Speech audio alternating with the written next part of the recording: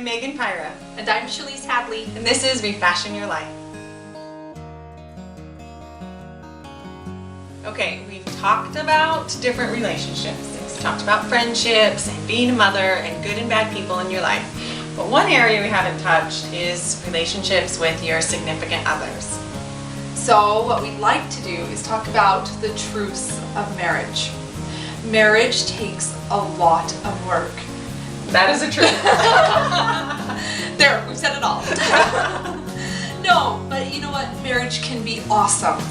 Marriage is when two people come together and they are a powerhouse and an awesome team.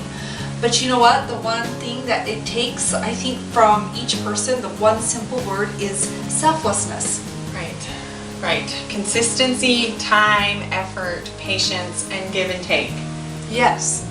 Just like with anything, there's good and bad sides. And like we've talked about a lot, it's kind of your choice. You know, yes. You get to choose. You get to choose how it's going to be that day. My mom always said, you have to put work into your marriage every day. Even if it's 5 minutes or 2 minutes. And you were just telling about this great 2-minute miracle, they call it. And me and my husband, we tried it for some time, like I think about 3 or 4 months. We started to love it. It's when he came home from work, we said it was give me 2 minutes. So it was 2 minutes of the kids running around and screaming, the phones ringing, texts coming in, and we gave 2 minutes of all in. We came all in and said and connected. How was your day? Love you. You know, today was maybe hard.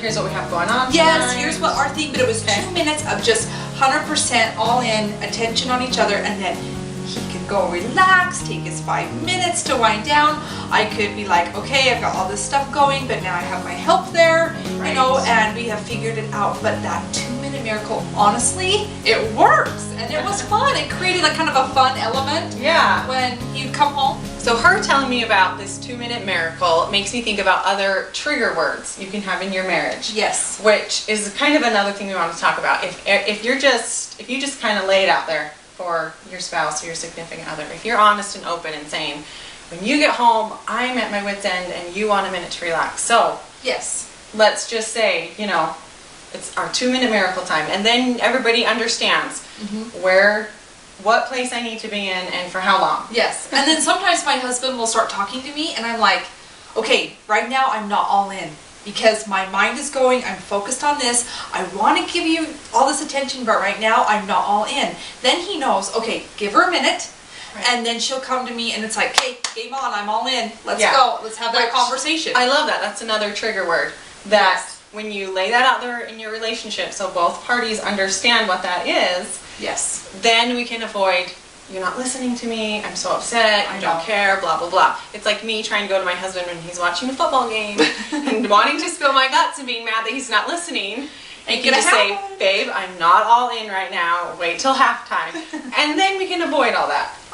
So, very simple. Yeah, so think about some trigger words that you want to lay out in your relationship. We have a word in my husband and I's relationship that if we are discussing something and it's just going the wrong way and we just need to stop, we have a word that we use which means we need to stop this conversation now and pick it up later. And we just respect that. It's a word that's a funny word. It kind of makes us laugh, which brings us out of the butting heads that we're in. But it's a word that we know. So just lay those words out. 2-minute miracle. All in, or whatever your word is to stop those butting head situations. But also don't forget that while you're communicating like this, to make sure that you remember that you are best friends and that that person should mean the most to you and take the most, I don't know, like you should get the most from that because you give the most, and as you're filling his bucket, he's filling yours, and it's this, you know, this really good give and take. Give and take. And the more you give and take, the easier it will be and the fuller you will both feel, I think. I agree.